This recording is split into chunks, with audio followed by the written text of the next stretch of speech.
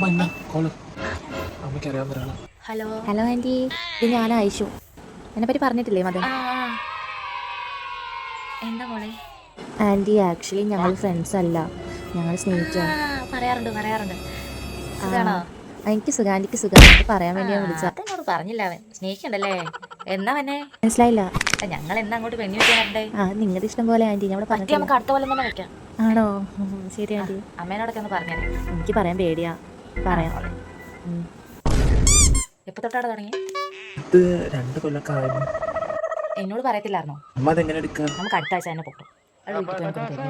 അമ്മ അമ്മ ഞാനൊരു കാര്യം പറയട്ടെ. എന്നാടി? ഞാൻ ഒരാളെ സ്നേഹിക്കുന്നുണ്ട്. നിനക്കോ? ആ. ആരാ? എൻ്റെ കൂടെ കോളേജിൽ പഠിക്കുന്ന ഒരാളാ. കൂടെ പഠിക്കുന്ന ചെറുക്കനോ? ആടി, നിന്നെ ഞാൻ പഠിക്കാൻ വിടുമ്പോൾ പ്രേമിച്ചെടുക്കലേ ഞാൻ നിന്നെ വിട്ടേക്കണേ. പൊക്കോ, എവിടെയാന്ന് വെച്ചാൽ പൊക്കോ.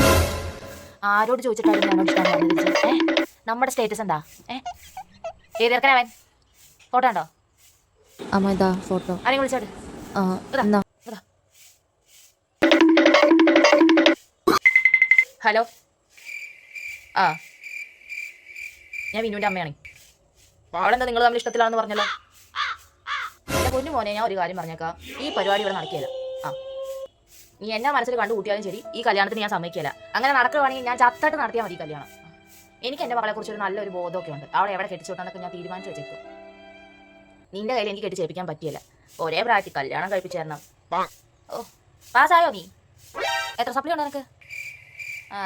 എൻ്റെ മോളെ നീ പ്രതീക്ഷിക്കേണ്ട മോനെ. നീ പഠിച്ച് ജോലിയാക്കി നിന്റെ വീട്ടുകാർ നോക്കിക്കും. നീ എന്ത് ജോലിയായിട്ട് വന്നാലും നടക്കില്ല. അടുത്ത മാസം തന്നെ ഞാൻ അവൾക്കൊരു നല്ല ചെറുക്കൻ നോക്കിച്ചിട്ടുണ്ട്. ക്ലാസ് കഴിഞ്ഞില്ലേ, അടുത്ത മാസം അവളുടെ എൻഗേജ്മെൻറ്റാ. നീ ഇനി ഇതിലോട്ട് വിളിച്ചേക്കരുത്. എടാ, ഈ ഫോൺ വിളിച്ചേ. നീ ഇനി പുറത്തോട്ട് ഇറങ്ങി പോരുത്. പുറത്തോട്ട് ശരിയാക്കി തരാം. പഠിക്കാൻ പ്രേമം